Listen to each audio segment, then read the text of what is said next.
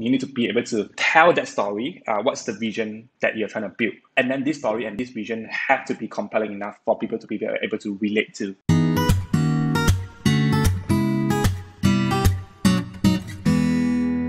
Welcome to the Getting Funded MY podcast by iSearch. So today we have Yong Lin, the CEO of Kravve, on the show. So Kravve is an online platform where you can get homemade food by local Malaysians. With Kravve, you can get handmade food and groceries from the comfort of your home. So today I'll be discussing with Yong Lin on how Kravve managed to obtain 2.3 million in funding. So welcome to the show, Yong Lin. Hey everyone, it's really nice to be on the show, Ben. Okay, so could you just share a little bit about the story of Kravve and what are the problems that Kravve aim to solve? Right. So I think the entire idea is actually very simple. I think it was, I still recall that was a couple of years back. I was still, in the startup space. I was working as a growth marketer in one of the VC-backed company in Malaysia. So then back then, I think I still recall it was actually a very normal Sunday. I was at home and I was on my dining table and having a chat with my mom. So being Asian mom, so I'm not sure about other people's mom, at least my mom is like this. So she was she was showing me her pumpkin jam that she made on her own. And she was telling me how good it is and everyone likes her product, and neighbors and like it, relatives like it, and so on.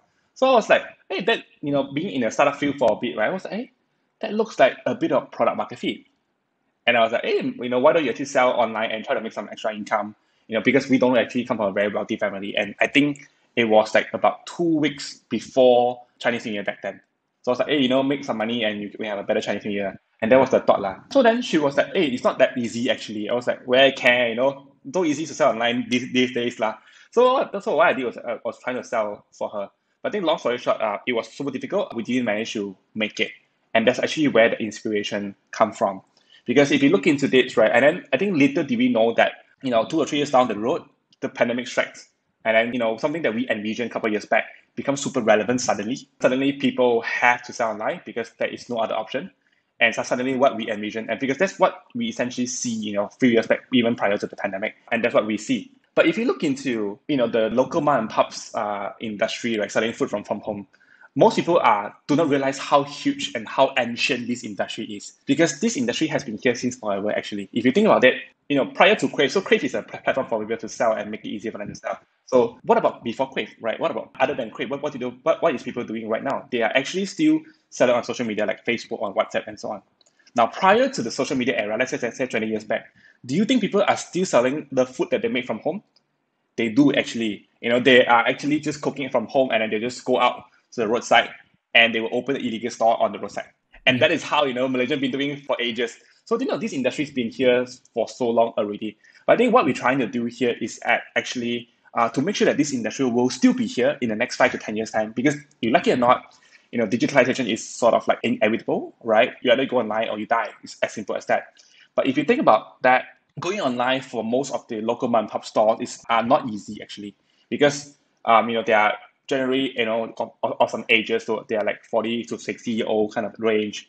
So it's going digital is so difficult for them. I think our goal is actually for us to be able to automate the entire process and make it so much easier, so that a 60-year-old lady can actually start selling food from home within the next 5 minutes time without knowing how to use a computer. And that's, I think, essentially what we're trying to do here. So that's actually on the seller side, right? What about the customer side? Now, because customer is basically the most important thing. If you want to make a living from home, you need to have customer to buy, right? That's the most fundamental thing. A lot of our local mom and pops, they, especially recently over the past 1 year, because of the pandemic, people are trying their best, going to Facebook post on post and sell something that they made from home. It's been increasing. But how come they're still not able to make a full-time income, right? Because if you think about that, by right, the supply are increasing, the demand are increasing, demand from consumer to buy local food are also increasing. People are supposed to make a decent income, but how come they're not able to make a decent income still? Simply because, customer couldn't discover their products. As simple as that. So Ben, I'll give you one very simple example, right? So if you think about this, today, after this podcast, you have some time, you're just chilling around, and then you're scrolling your Facebook, and then you saw your friends, posted kimchi fried rice, and you'll be like, oh shit, I'm craving, suddenly I'm hungry, and be like, oh, because now it's MCO, and then maybe oh, you want to cook your own kimchi fried rice for tomorrow lunch. And then you'll be like, okay, maybe I should buy from local people to support the local economy. Now, here comes the golden question. Where do you go and search and you can instantly find a bunch of people around you that is selling kimchi? Now, because it's hard, right? This is why most of the time people will be like, okay, never mind, I cannot find. I will just drive my car 5 minutes away to the nearest grocery store. And there's a very good chance 5 to 10 minutes away, there's a Tesco nearby. Right? Then they will just grab a bottle of kimchi somewhere there and that's about it. But if you think about what I have just illustrated, it's something that is happening every single minute in Malaysia. And that is how a sales is lost from our local mom and pop businesses. So what we're trying to do is actually we have a marketplace where we gather all of these local sellers that are staying at home, or maybe they operate a small little kiosk or hawker center or something like that, allowing them to actually digitalize their product online so that you and I, like our customer, can easily discover the handmade version of everything that you can possibly find from a grocery stores, so that they are able to get discovered, so that they stand an equal opportunity to get discovered, to get sales against all these mega giant corporations out there, like Tesco, Giant Grocer, and so on. Okay. Yep. Sounds very interesting. So the people that's currently selling on your platform, what is their typical age range? The typical picture is definitely going to be, I think, in terms of like gentle, definitely going to be more towards women, right? And then the typical age range is probably like 40 to 50 to 60s. And it's very easy for them to start selling on your platform. I mean, like, do they need, because like for, let's say like 50 to 60, they are not so computer savvy. So do you need to like guide them through, I don't know, say a Zoom call, or is the platform is already so advanced that they can just do it everything themselves within, say, a few minutes? They're supposed to be able to do that. Like right now, if I open up my phone and to upload a product and to fully set up a store, and assuming that obviously you have the picture taken up already lah. So assuming that you have the picture taken up and all that kind of thing, you can easily put up a store and you have a web page of your personal brand, within the next 10 minutes time. Okay. So within 10 minutes, let's say if they wish to sell the homemade nasi lemak, they can straight away upload that nasi lemak picture and then they can start selling already. Correct. And then, they instantly get a web page for their business directly, a personal one. People who come into the web page won't be able to see other sellers' product. It's their brand. And this thing being using by some of the larger brands as well, like, for example, the likes of Espresso Lab and so on. Yep. They're also using this to actually operate their online store right now. So I think one of the things that they are looking for, one of the biggest values is that we actually automate even logistics. So, someone can just literally stay at home and never go out of their home, and they are able to sell things throughout Malaysia, even frozen products. Oh, okay. So it's available even in Sabah, Sarawak, and throughout the whole Malaysia. All right. So how do you get all these moms and pops to come on your platform? Oh, okay. I mean, like, we are still a very young company at this point in time. Right. But most of the time, throughout the past, 2 years time, people just come to us pretty much organically. So we grew to more than 1,000 sellers organically. We didn't run anything like advertising and so on. Pretty much just sign up organically. But I think moving forward, we'll probably be a bit more proactive into reaching out to them and telling them about this, this very interesting product that they can potentially help the business to grow to the next level. All right. Got it. So let's talk about the funding process now. So Kravve has raised about 2.3 million from Angels, VC, Accelerator, Equity Crowdfunding. So could you share how's the funding journey like? Wow. Yeah. Let's say if we talk about which is the one that you managed to obtain the most funding, we go with that first. Okay. Like that is basically our most recent, and you are supposed to get the most funding for your most recent, typically speaking. Because as your stage grow and, your funds go bigger and bigger, that is definitely our latest one. So we did a equity crowdfunding a couple of months back. So we managed to raise about 1.25 million through the crowdfunding campaign. And I think we are one of the few ones who is truly crowdfunding, because we actually got about 160 people who have never met us before, not in person, who actually believe in our vision and are very grateful for that, believing in our vision, and really put up like 5 to 10K just to actually be part of the cause that we are supporting. And obviously they believe that this is going to be a business that they potentially going to make some returns as well. Okay, 1.25 million from equity crowdfunding. So what are the tips for people to get this much money? Tips? I think these tips actually apply to not only crowdfunding, right? It's really applying to literally everything that we do as a startup company. I think we should actually to be able to effectively share the vision that you are building. You need to be able to tell that story. What's the vision that you're trying to build? And then this story and this vision have to be compelling enough for people to be able to relate to. A bad example is actually, we want to be the number one business in Southeast Asia. What it means is that basically no one cares about you. The thing is that no one cares about you, right? What do I get if you become number one business in Southeast Asia? No, people don't care, right? What would really mean to them is like, so for example, I think one of the good examples I can share, Something that you have been hearing as well, most probably, is actually AirAsia, for example. Now, AirAsia, now everyone can fly, is a very powerful mission because it helps, like ordinary people like ourselves to be able to afford, to fly and to, enjoy life and witness life affordably. And I think that's something that people can resonate with instead of just saying that, hey, we want to be the number one. You see, there's a difference between this, right? We want to be the number one low cost airline in Southeast Asia versus now everybody can fly. We want to enable everyone, no matter they are rich or poor, they are able to fly. That's a very different story here. Yep. So I think why do I say it's actually relate to everything, right? Because not only on the funding, when it comes to hiring, you want to convince, why should, when you have like no employee at all, right? Like, why should I join and take the risk of, tomorrow this company will just close down? You get what I'm saying? Right. Not only that, so you're selling a dream to your investor, you're selling a dream to your customers, right? And you're selling a dream to your followers, you're selling a dream to your your teammates and so on, your core founders. And I think that's actually a very core essential skill set, as a founder need to have actually. So would you say like the most important thing before someone go for a crowdfunding is to get like their business story correct, and the tagline is also a relatable tagline before they go for this crowdfunding? I would say it's actually very important. I would say yes, actually. Although I would say that's not the only, that is actually not the only factor to succeed. But I think that's actually a very, very important factor that most people that I've seen, right, they've got a great business model, they have a great number to show, but people just not buying into that idea itself, right? Because they just simply couldn't see that thing and they don't understand the business. So I think having a story is so important, and having a story and being able to consistently tell that story, just like what I'm doing now today to you, Benjamin, having that story is so important in across all the channels, right? You want to be on social media, you want to be on radio, you want to be on newspaper, and you want to be on your website and so on, and realize that so many people actually read about our story on And it's our consistent website whenever they are. Correct. Yeah. Okay, so that would be for crowdfunding. So what about angels and VCs? What is it different from crowdfunding? Now, I would say the story will still be the same. That's the most interesting. But I mean, you think about that, right? The fundraising process is always going to be quite similar. I mean, there are like technical things that is very different across different stages, across different people that you deal with. The difficulty going to go higher. If you want to raise 300K versus 3 million, 30 million, 300 million, obviously, like, the different things that they're looking for. But again, the story is actually something that's so essential that you cannot run away from all of this. But I think if you really want to ask me, aside from stories, what are the differences, right? When it comes to Accelerator, people look for different things. The investor look for whether you have a business model that fits into what they're really looking for, whether or not you are a founder that they would like to invest in. Because when, Accelerator, obviously when it comes to accelerators, typically the companies are quite new and they don't really have a whole lot of traction and so on.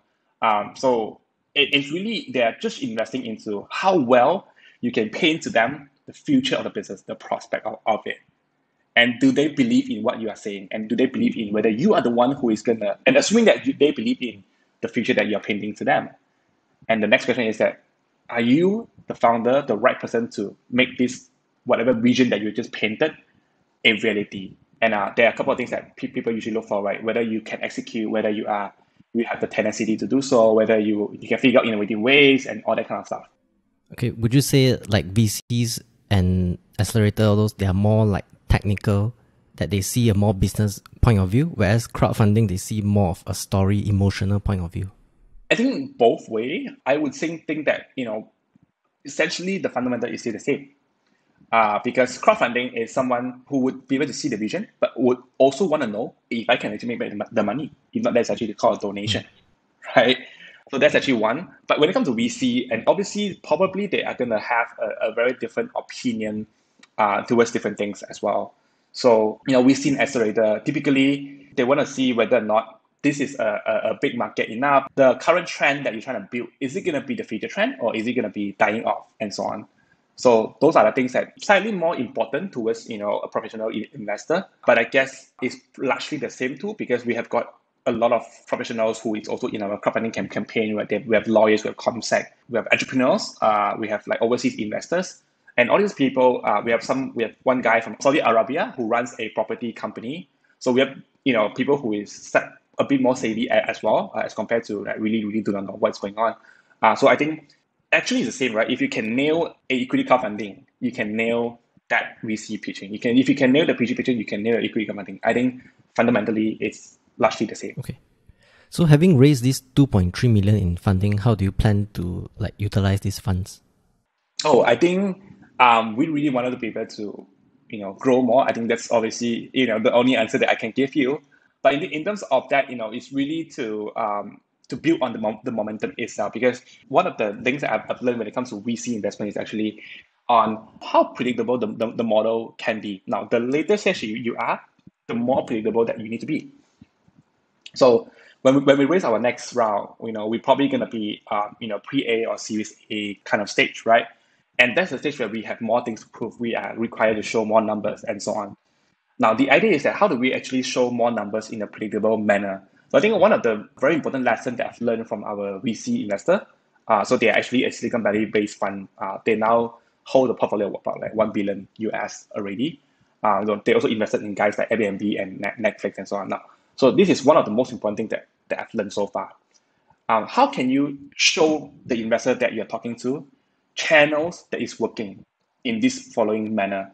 So ideally you want to tell the investor, hey, Mr. Investor, we have like 3 working channels to grow the company. Channel number 1, the moment that you put 1 ringgit into it, it will come out 1.2. Channel number 2, you put 1 ringgit, you come out 1.5. Channel number 3, you put 1 ringgit, come out 3 ringgit. So now the conversation become a lot easier. It'd be like, hey Ben, we need 5 million from you. I'm going to put 10% on channel 1, 20% on channel 2, 70% on channel 3. And you know exactly the 5 million come out how much. Okay, so would you say that you're using the funds to test out, let's say, spread the money across different channels and then see which are the channels that give you the most ROI and then you can allocate more? Correct. Yeah, I think we are we're trying to actually, we have got some initiative that is already working. So we are, doubling down the effort and doubling down with the resources on things that are really working, scaling up that working part, while allocating one side of the capital into experimenting new initiative, and hopefully we can find a few more winning formulas, and we can have like, hey, Mr. Investor, we have like 10 channels that's working right now, and this is the numbers and so on. Okay, understand. So yeah, because if you look at this, so in long run you get a stacking effect, right? Channel number 1, and you add channel number 2, suddenly is 2x of your entire revenue. You add channel number 3 on top, is 3x of your entire revenue and so on. Okay, any plans for expansion to other countries? We do. I think in the next 12 months time, I think we really wanted to go into Singapore, and after that, we probably want to look into regional basis. Hopefully, like the likes of Cambodia, Vietnam, and Thailand. Okay, so what is your number 1 advice to entrepreneurs who wish to raise funds for their business? Number 1 advice is basically, why do you need to raise money? Yeah, number 1, like I think it's the reality, right? I mean, like, just because you are running out of money and you couldn't sustain yourself, I mean, I actually been to that scenario before, right? I got one scenario that was like, I went to a Zafran place, trying to buy lunch, right? Then I realized that I actually don't have cash. And you might think that, hey, no cash, no problem, we can pay with other things. But the point is, when I check my bank account, I have like 1 figure in my bank account. So like bank, that is a funny thing that you've got like less than $10 you cannot withdraw. So I went back to the car and I took out some shillings and then calculated some shillings, and that's how I pay for my meal. So I've been to that stage before. So I think that is probably one of the worst time that you are raising funds. But I think if you got something that you can prove to investor that this is going to be something that's going to work in the future, and then we have got some numbers to show, then you are sort of prepared to approach your first investor and so on. And I think one of the most important thing when we talk about investor and so on is actually really building up the pipeline of your investment, of the investor that you're talking to. So we actually had a very serious experience that sort of caused us to almost closing down, right? So when you're early stage, you have like 2% running the company, right, with your co-founder and so on. Now you have 2 choices. Choice number 1 is that you keep on growing your traction, getting more and more sales and so on, right? And choice number 2, you want to start talking to investors already.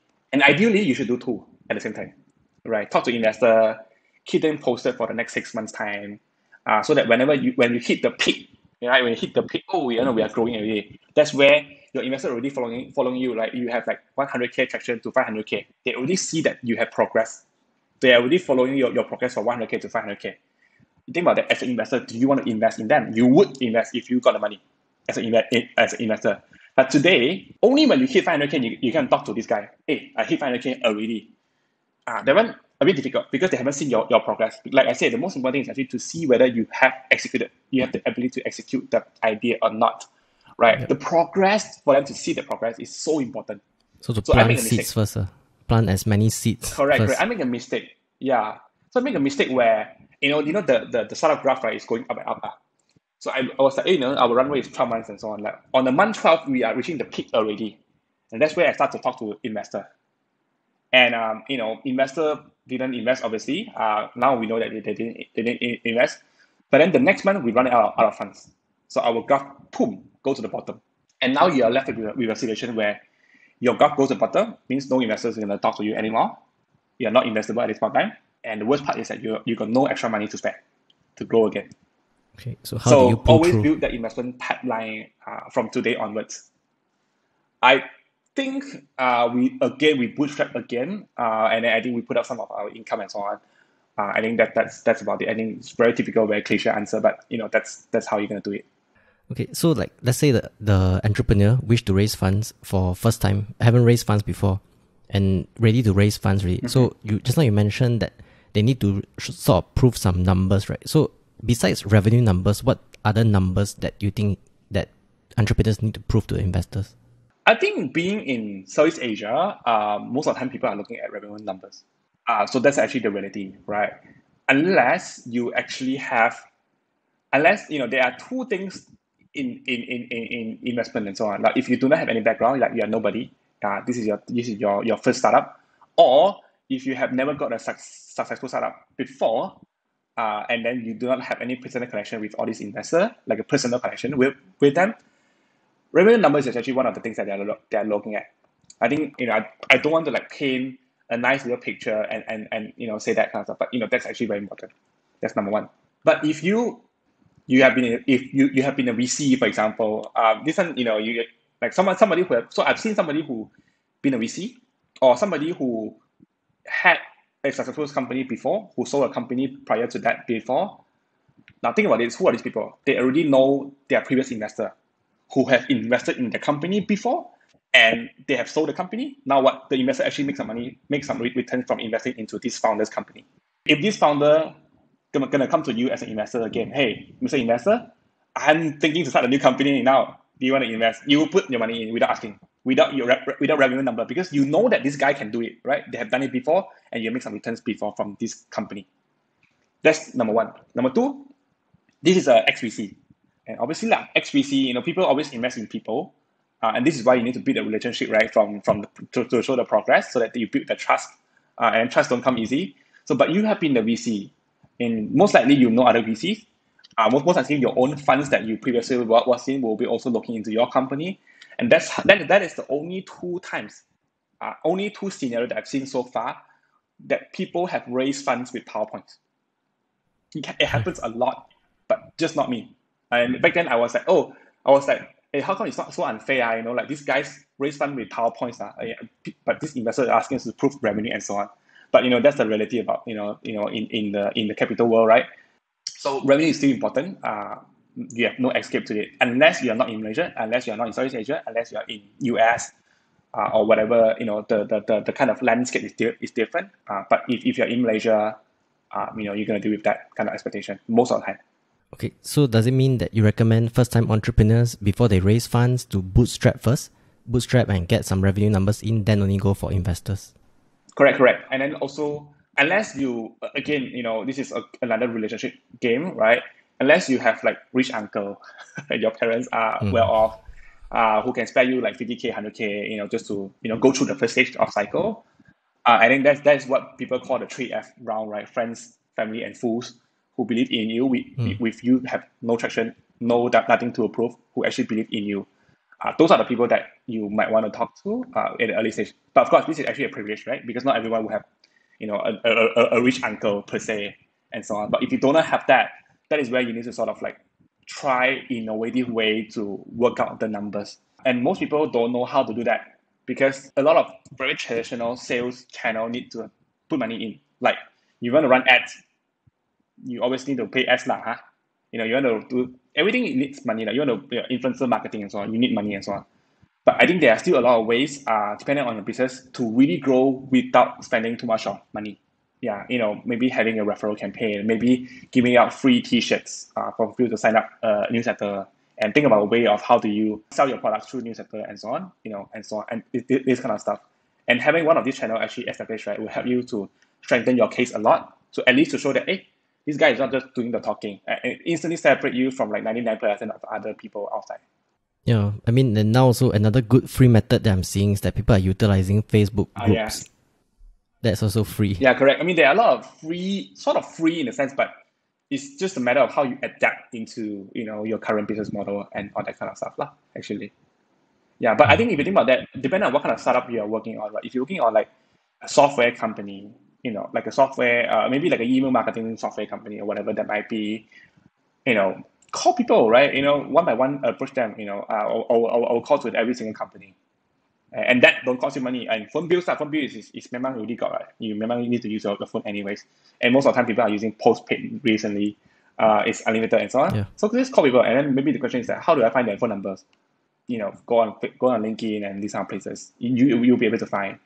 But there are quite a different ways of. I think most people are not able to find like free method to grow the company. I used to have that thinking process as well. I was like, hey, this guy, I went to like a forum or something, this guy be like, oh, we have this very interesting method to grow. And I always think that, hey, but this way cannot apply to our business, and so on, right? But then I think the more that I'm thinking, the longer my lifespan in the startup business, right, I tend to change my perspective a little more because there are a lot of things that I've never thought of before. Now it's actually in the process of building already. So it also means that if you haven't figured out something yet, it's just because maybe you have not experienced enough on your current industry yet and so on. You have not seen enough things before. Like don't give up on that method and don't deny the possibility of really having some really cost-effective way of growing the business. Understand. So to wrap up, is there anything else that you would like to share with the audience before we go? Oh, okay. Like check out Kravve. Yeah, check out check out our business. You will be able to find a bunch of really interesting products that is made by local people that you can find. Like for example, I'm not sure when is this air. If you're looking for mooncake, which is coming soon, come and check it out. Basically you get a bunch of really nice handmade and homemade mooncake from Kravve that you can try and so on. And sometimes it's not even nice, right? It also like have amazing packaging. Which our last mooncake festival, we have served companies like TikTok. MNRB, Sunway, and so on, which they purchase it for their employees, for their partners, and so on. So it's very interesting. Come check it out. Okay. So thanks, Yong Lin, for coming on to the show. Check out Kravve down below, and I'll see you in the next episode. All right.